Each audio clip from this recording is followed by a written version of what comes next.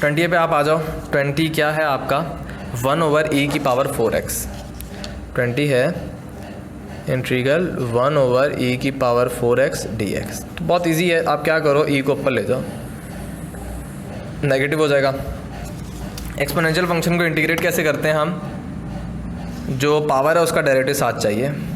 ये जो पावर क्या है -4x, डेरिवेटिव क्या होगा -4, तो -4 से आप मल्टीप्लाई डिवाइड कर दो। जब ये चीज़ हो जाए आंसर क्या होगा, जो एक्सपोनेंशियल फंक्शन है वही आंसर होता है, एज इट इज़ वही लिखो और प्लस सी आप लगा दो, ठीक है।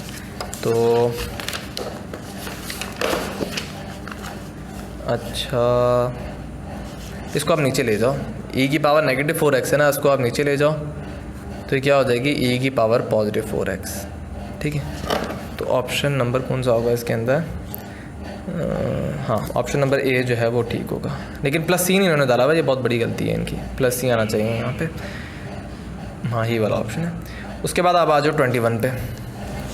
21 पे आ जाओ। 21 पे क्या लिखा हुआ है इन्होंने, इंटीग्रल y+3 और नीचे क्या है y² + 6y⁴ 1/2 dy। अब इसको सिंपल पावर रूल से सॉल्व करोगे, ये बुक का ही क्वेश्चन है आई थिंक।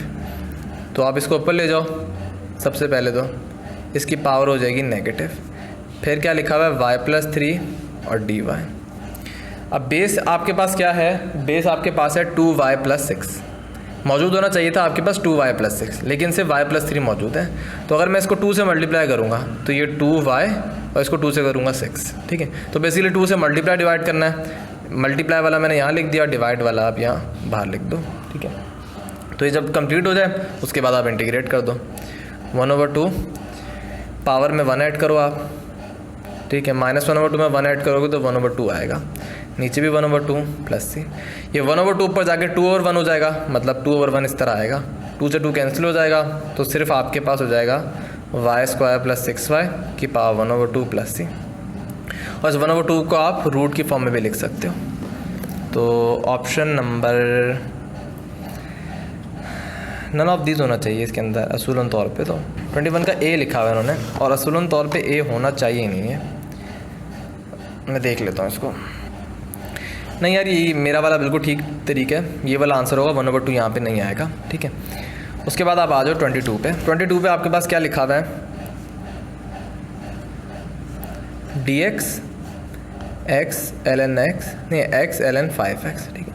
अब इसको एक सॉल्व करने का मैं इजी तरीका बताता हूँ। इस x को साइड पे कर दो, सबसे पहले आप इसको इस तरह लिखो ln 5x और dx/x लिख दो, एक ही बात है, मल्टीप्लाई वाले को मैटर नहीं करता।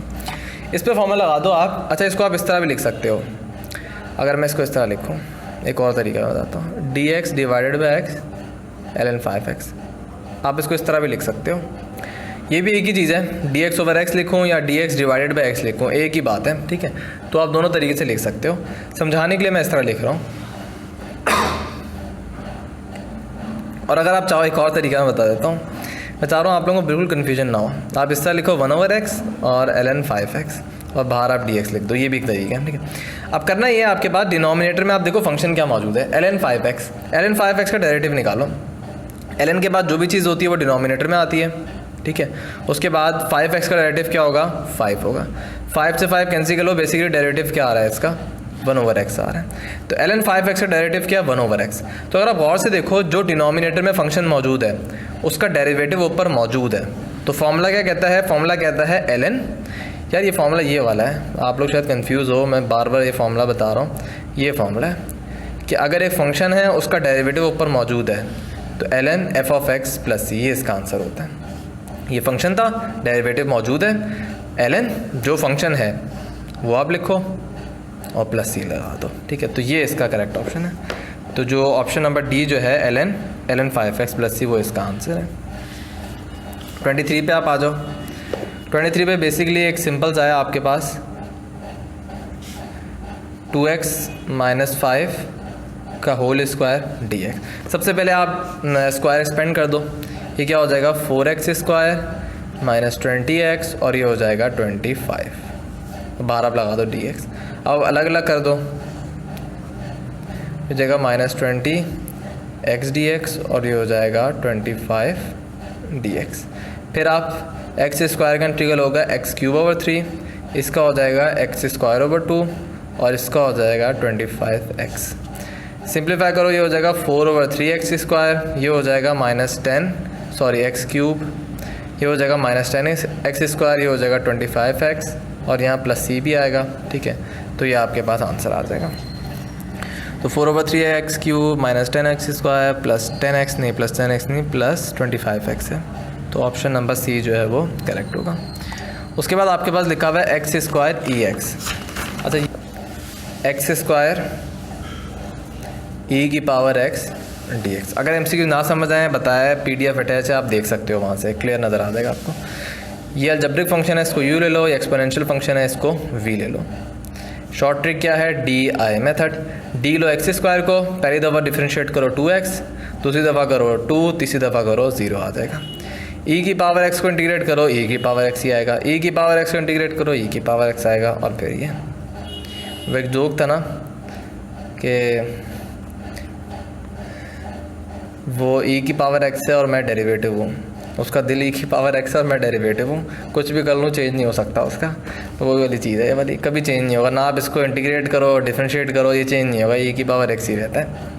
बहरहाल आंसर कैसे लिखोगे आप इसका, इनको मल्टीप्लाई करो, ये क्या हो जाएगा एक्स स्क्वायर ई की पावर x, पॉजिटिव साइन है बाहर, इनको मल्टीप्लाई करो 2x ई की पावर x, लेकिन अब बाहर क्या है नेगेटिव है, इनको मल्टीप्लाई करो बाहर पॉजिटिव ही है। ठीक है, इन शॉर्ट अगर आप e की पावर x कॉमन ले लो तो आपके पास एक्स स्क्वायर -2x प्लस 2 और प्लस c आपके पास आ जाएगा। ठीक है, तो option number x square -2x b जो है वो करेक्ट हो जाएगा। उसके बाद 25, वो भी एक ईजी सवाल है। e की पावर t स्क्वायर प्लस 5 है और नीचे क्या है t dt। अब जो e की पावर है उसका डेरिवेटिव साथ होना चाहिए, इंटीग्रेशन की शर्त है ये। t स्क्वायर का डेरिवेटिव क्या होगा 2t, मौजूद क्या है सिर्फ t, 2 से मल्टीप्लाई डिवाइड कर दो तो 1/2। जो एक्सपोनेंशियल फंक्शन है उसका इंटीग्रल भी वही होता है +5 और बाहर प्लस c आप लिख दो। तो ऑप्शन नंबर सी जो है वो करेक्ट होगा। अब थोड़े छोटे छोटे होंगे, थोड़ा जूम हम कर लेते हैं। 26 में क्या लिखा हुआ है cos x over sin x dx। इसका एक सिंपल तरीका इस तरह समझ सकते हो, cos ओवर sin क्या होता है cot होता है, और cot का इंटीग्रल क्या होता है ln sin x। ठीक है, प्लस सी, तो ln sin x प्लस सी, बी ऑप्शन जो है वो करेक्ट है।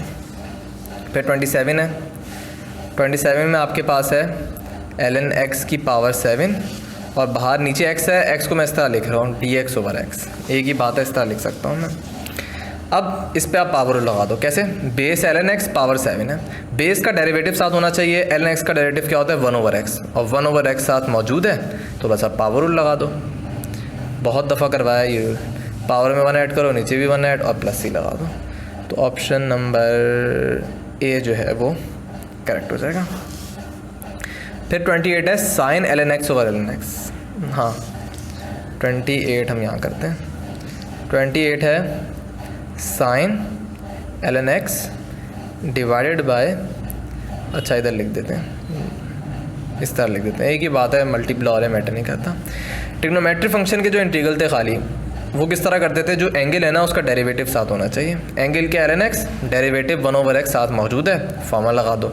साइन का इंटीग्रल क्या होता है माइनस कॉस, और इसका एंगल भी क्या हो जाएगा ln x, और आप बाहर लगा दो प्लस सी, तो minus cos ln x plus C, option number D जो है वो करेक्ट हो जाएगा।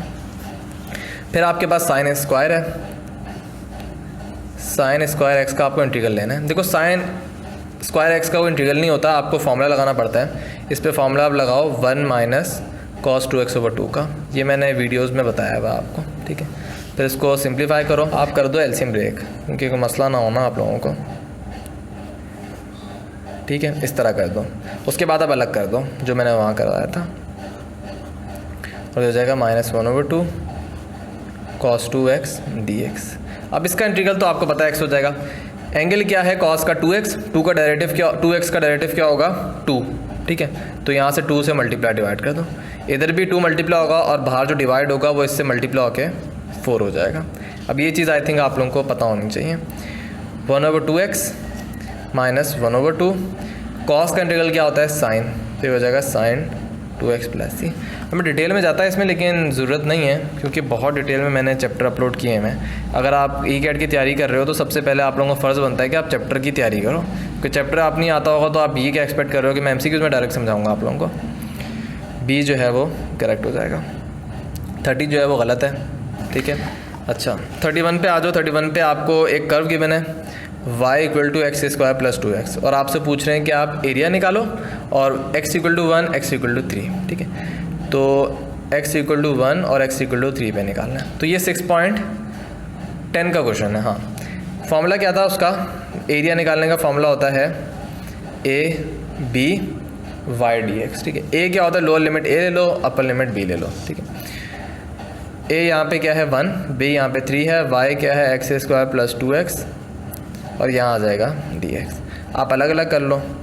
अच्छा, ज़रूरी नहीं होता कि नीचे छोटी हो ऊपर बड़ा हो, ये ज़रूरी नहीं होता, वैसे ही मैंने आपको बता दिया।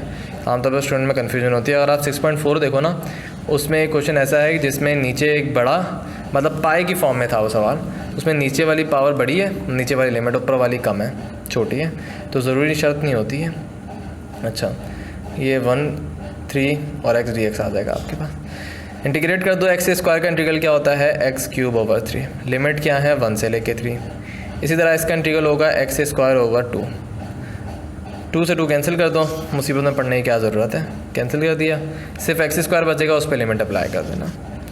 1/3 साइड पे कर लो, अपर लिमिट क्या है 3 पुट करो, 3 का क्यूब क्या होगा 27, लोअर लिमिट क्या है x की जगह 1 पुट करो, 1 का क्यूब 1 नहीं होता। यहाँ पे x² है, अपर लिमिट क्या है 3, 3 का स्क्वायर 9, लोअर लिमिट 1 है, 1 का स्क्वायर 1 ही होगा आपके पास। ये हो जाएगा 26/3, 26/3 + 8 क्या होगा, 3 को 8 से मल्टीप्लाई करो 24, 24 + 26 50, 50/3 आपके पास आंसर आ जाएगा। तो ऑप्शन नंबर, अच्छा इसको मिक्स फ्रैक्शन में लिखा हुआ है उन्होंने, आप इसको इस तरह भी लिख सकते हो, 50 को 3 से डिवाइड करो, ये हो जाएगा 3 1 3 आ जाएगा, यहाँ से बचा 2 0 6 आया, 18 बचा 2, ठीक है। लिखने का तरीका क्या होता है, quotient remainder over divisor. Quotient यहाँ पे क्या है 16, रिमाइंडर क्या है यहाँ पे 2, डिवीज़र यहाँ पे क्या है 3, तो 3 को 16 से करो 48, 48 + 2 50/3 आ जाएगा दोबारा, ठीक है। तो मिक्स फ्रैक्शन में अगर आप लिखो तो बी ऑप्शन आपके पास आएगा। उसके बाद 33 देख लो पहले, ln x dx c मैंने आपको बताया हुआ है, इसका आंसर होता है x ln x - x + c। अगर कन्फ्यूजन है कैसे आया, 6.7 से एक पेज पहले आ जाना, राइट पेज जो होगा उसके टॉप पे आपको ये मिल जाएगा कि कैसे सॉल्व हुआ है, आप वहाँ देख लेना। इसको देख लो 32 को, आखिरी हमारे पास 32 क्या है 1 से लेके e लिमिट है ln x², ये ठीक है। अब ln की प्रॉपर्टी एक होती है, अगर आप लगाना चाहो लगा लो। वो प्रॉपर्टी क्या है कि ऐसी चीज़ का लॉग जिसकी पावर गिवन हो तो पावर पहले आ जाती है, ये बहुत दफ़ा मैंने बताया हुआ है। तो आप x² का लॉग है ना यहाँ पे और इसकी पावर गिवन है तो पावर पहले आ जाएगी, ठीक है। और इस 2 को आप कांस्टेंट बाहर लेके जा सकते हो, इतनी सिंप्लीफिकेशन हो सकती है, ठीक है। अब ये ईजी हो गया, ln x dx का आपको आंसर पता है, वही x ln x - x + c होता है। तो आप लिखो x ln x - x + c लगाने की ज़रूरत नहीं है, ये हो जाएगा, ठीक है। किया क्या, सबसे पहले पावर जो थी वो बेस बन गई 2, उस जो 2 थी उसको इंटीग्रल से बाहर कर दिया, अंदर बचा ln x dx, और ln x dx का इंटीग्रल होता है x ln x - x होता है। अब आप लिमिट पुट कर दो, अपर लिमिट e है तो जहाँ जहाँ x नज़र आ रहा है वहाँ आप e पुट कर दो, ठीक है। फिर अच्छा एक बड़ी ब्रैकेट लगाते हैं, माइनस लोअर लिमिट, जहाँ जहाँ x नज़र आ रहा है वहाँ 1 पुट कर दो, तो 1 ln 1 - 1, ये 1 है हर जगह, ठीक है, और एक बड़ी ब्रैकेट लग गई। अब आखिरी स्टेप क्या होगा, देखो ln e होता है 1 को e से मल्टीप्लाई करो e - e 0, तो ये पूरी चीज़ क्या हो जाएगी 0 के बराबर हो जाएगी, ठीक है। इसी तरह ln 1 होता है 0 के 1 से करो 0, तो ये वाली टर्म हो जाएगी 0, अंदर सिर्फ क्या बचेगा -1, ये बचेगा -1, इससे मल्टीप्लाई क्या हो जाएगा +1, तो टोटल इस पूरी ब्रैकेट का आंसर क्या होगा +1, और +1 2 से मल्टीप्लाई होके 2 हो जाएगा। अगर मुश्किल लगे तो पूरी चीज़ कैलकुलेटर में डालो, आंसर आपके पास 2 आ जाएगा। तो ऑप्शन नंबर जो सी जो है वो करेक्ट होगा।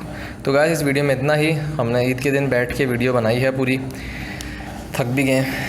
तो बाकी अपना ख्याल रखना, ठीक है। अल्लाह हाफ़िज़।